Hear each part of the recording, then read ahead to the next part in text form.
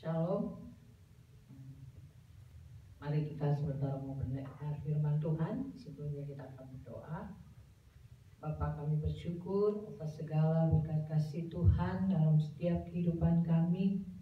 Pada saat ini ya Tuhan, kami akan mendengarkan firman-Mu, dan biar Kau pakai hamba-Mu ya Tuhan, urapi agar sebentar firman-Mu yang akan disampaikan sesuai dengan apa yang menjadi kehendak-Mu, dan biarlah menjadi kekuatan bagi setiap kami, menghibur dan memberikan nasihat agar kami boleh tetap teguh, tetap semangat di dalam kami mengiring dan melayani Tuhan. Terima kasih Bapa, Kudus mengurapi hamba-Mu. Dalam nama Tuhan Yesus, berikan kami telinga seorang murid untuk kami boleh mendengar dengan baik dan merenungkan, melakukan, bahkan membagikan firman-Mu bagi semua orang. Dalam nama Tuhan Yesus kami berdoa dan mengucap syukur. Haleluya.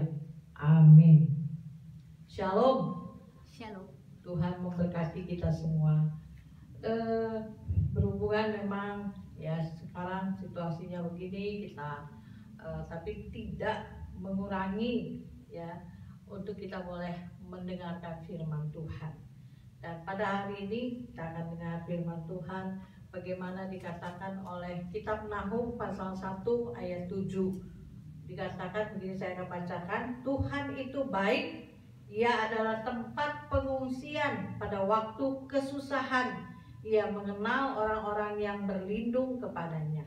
Nah, dikatakan bahwa Tuhan itu baik. Kita tahu bahwa Tuhan itu adalah Bapa kita yang baik, ya. Bapa yang senantiasa memperhatikan umatnya, ya.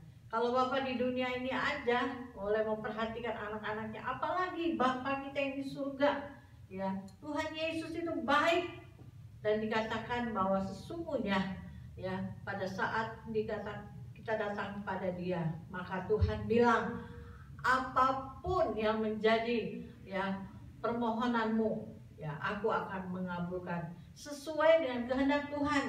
Dan kalau kita masih bisa bernafas, kita masih bisa makan atau minum atau apapun, dikatakan bahwa itu semua bukan karena kuat dan gagah kita.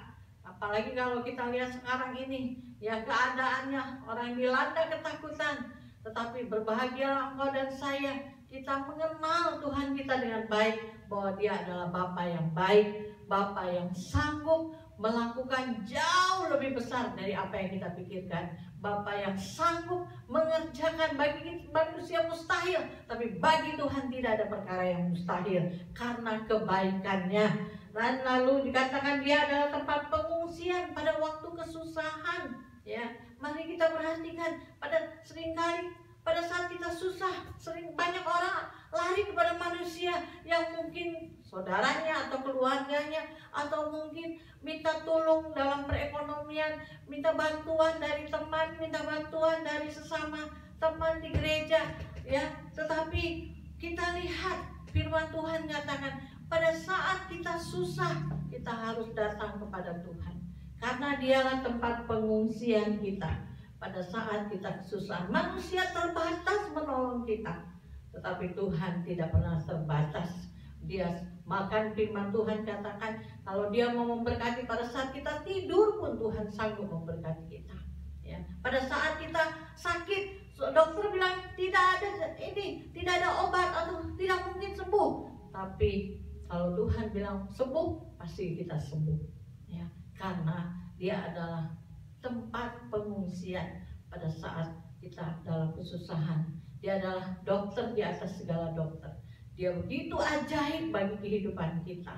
Oleh sebab itu, mau situasi yang bagaimanapun pada saat ini, jangan kita lemah, tapi tetap semangat, karena kita punya Tuhan yang baik. Pada saat kita dalam keadaan bimbang, jangan kita lari kepada manusia atau lari kepada hal-hal yang mungkin hanya sementara, tapi datang, lari kepada Tuhan, dan Dia akan memberikan kita kekuatan, penghiburan, dan kemenangan. Karena firman Tuhan katakan, apakah yang dapat ya memisahkan kita daripada kasih Tuhan? Ya, karena Allah kita itu adalah Allah yang penuh dengan Tidak ada yang dapat memisahkan kita dari kasih Tuhan.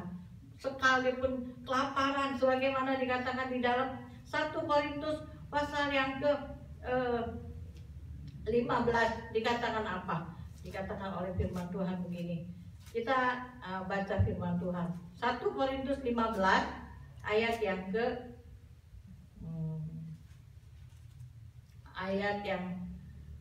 firman Tuhan katakan bahwa sesungguhnya dikatakan bahwa tetapi syukur, 1 Korintus 15 ayat yang ke-57, tetapi syukur kepada Allah yang telah memberikan kepada kita kemenangan oleh Yesus Kristus Tuhan kita. Yesus sudah berikan kita kemenangan. Kita sudah dilepaskan dari maut dan Tuhan sudah menebus kita dari maut. Oleh sebab itu Dia berikan kita kemenangan, bahwa sesungguhnya tidak ada yang sanggup mengalahkan kita. Firman Tuhan bilang bahwa roh yang ada di dalam dirimu itu lebih besar daripada roh yang ada di dalam dunia ini. Oleh sebab itu, roh apapun yang ada di dalam dunia ini, dia tidak akan dapat mengalahkan kau. Baik itu kesusahan, baik itu kelaparan, baik itu mara bahaya. Tetapi kita lihat Roh Kudus yang ada di dalam kehidupan kita itu jauh lebih besar kuasanya daripada roh yang ada di dalam dunia. Karena itu saudara-saudaraku yang kekasih, berdirilah teguh, jangan goyah, giatlah selalu dalam pekerjaan Tuhan. Sebab kamu tahu bahwa dalam persekutuan dengan Tuhan, jerih payahmu tidak sia-sia. Jadi kalau kita ikut Tuhan, mengiring Tuhan dengan sungguh-sungguh, dikatakan berdiri teguh, jangan goyah. Apapun keadaan situasi pada saat ini, jangan kita goyah, jangan kita tawar hati, tapi kita tetap semangat, berdiri teguh, jangan goyah, giat selalu dalam pekerjaan Tuhan. Ingat, sebab kamu tahu bahwa dalam persekutuan dengan Tuhan, jerih payahmu tidak sia-sia. Apapun yang pada saat ini membuat kita melakukan sesuatu untuk Tuhan, mungkin manusia tidak tahu, tidak melihat apa yang kita lakukan, tapi ingat, Tuhan melihat sekecil apapun yang kita lakukan, bahwa ada untungnya, yaitu apa? Firman Tuhan katakan bahwa persekutuanmu dengan Tuhan, jerih payahmu tidak sia-sia. Amin. Tuhan dikatakan lagi tadi, dikatakan apa di dalam Nahum, bahwa sesungguhnya ya Tuhan adalah tempat pengungsian, dan dikatakan lagi bahwa Dia mengenal, ya Dia mengenal orang-orang yang berlindung kepadanya. Ingat saudaraku, ya mungkin seringkali kita berkata bahwa kita kenal Pak Jokowi, tapi belum tentu Pak Jokowi kenal kita. Tetapi kalau kita sudah ditebus oleh Tuhan Yesus, ya kita punya Allah yang mengenal kita, itu yang penting. Seringkali ya pada saat kita berdoa bahwa Tuhan lihat, oh siapa, oh itu anakku, Dia mengenal kita. Makanya firman Tuhan bilang bahwa sesungguhnya orang yang mengasihi Tuhan, maka dia dikenal oleh Tuhan. Amin saudaraku. Oleh sebab itu, mari kita mau lebih sungguh lagi dalam kita mengiring Tuhan, bahwa tidak ada hal yang terlalu sulit. Firman Tuhan katakan di dalam 1 Korintus 8 ayat 3, tetapi orang yang mengasihi Allah, ia dikenal oleh Allah. Ya, kita adalah orang-orang yang mengasihi Tuhan, ya, karena kita ditebus, ya, kita sudah dibebaskan, kita diberikan kemenangan. Maka dikatakan orang yang mengasihi Allah, ia dikenal oleh Allah. Kita adalah orang-orang yang dikenal Allah, sehingga Dia tidak membiarkan engkau dan saya, sehingga Dia tidak masa bodoh dengan kita. Tetapi Allah, karena Dia mengenal kita pada saat kita minta tolong, pada saat kita berseru, maka firman Tuhan katakan, ini aku anakku, jangan takut. Amin saudaraku. Kita tahu bahwa kita dikenal Allah, ya. Yang penting itu. Mungkin kita tidak dikenal luas oleh orang-orang, ya. Mungkin kita hanyalah orang yang kecil, tapi ingat, yang penting kita dikenal oleh Allah. Kalau Allah mengenal kita, ya, apapun yang apapun yang kita minta, Dia akan mendengar segala doa kita. Maka firman Tuhan katakan apa? Orang yang mengasihi Tuhan, dikatakan di dalam kitab Yohanes, ya, di dalam Yohanes 14 dikatakan bahwa orang yang mengasihi Tuhan itu, maka dikatakan,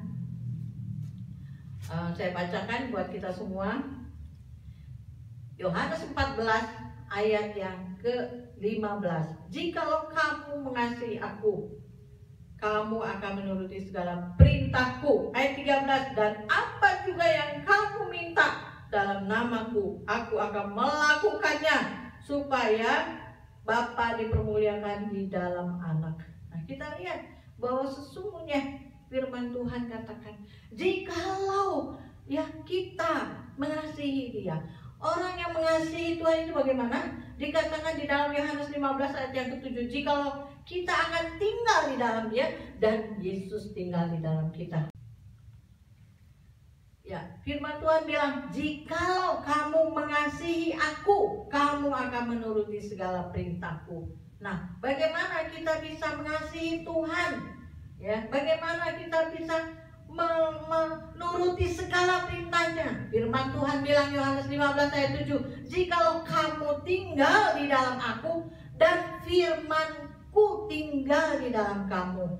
Jadi kalau kita mau menuruti segala perintahnya, firman Tuhan itu harus tinggal di dalam kita. Dan kita mengasihi, kalau kita mengasihi Tuhan, kita akan suka membaca firman Tuhan. Dan firman itu tinggal, maka kita mintalah apa saja yang kamu kehendaki, dan kamu akan menerimanya. Apapun yang kita kehendaki, kita meminta dan Tuhan akan mengabulkannya. Nah, itu yang perlu kita perhatikan pada saat ini.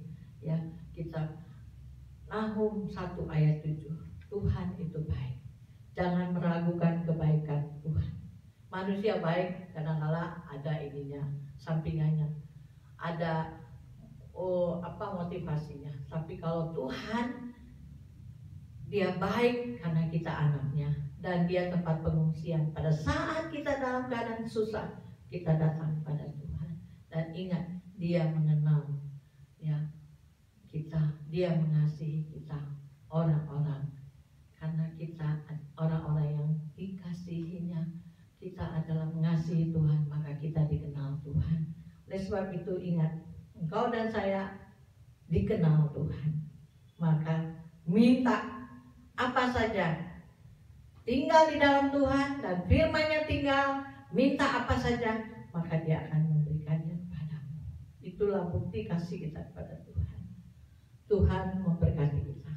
Amin. Mari kita berdoa. Bapa kami yang di surga, pada saat ini kami sudah dengar firman Allah, dan biarlah firman ini menjadi rema dalam setiap kehidupan jemaat-Mu, agar mereka tetap teguh, tidak goyah oleh apapun. Karena kami tahu situasi yang pada saat ini yang begitu menakutkan, tetapi Tuhan kami tahu bahwa kami adalah orang-orang yang menang, karena kami punya Allah yang baik, tempat pengungsian kami dalam kesusahan, karena Tuhan mengenal kami. Sehingga ya Tuhan, kami tidak takut bahaya, karena Engkau selalu menyertai kami kemanapun kami pergi. Engkau adalah Allah kami, membentengi kami ya Tuhan, karena Engkaulah penolong kami dan pelindung kami. Terima kasih Bapa. Terpujilah namamu kekal selama-lamanya. Dalam nama Tuhan Yesus kami sudah berdoa dan mengucap syukur. Haleluya. Amin.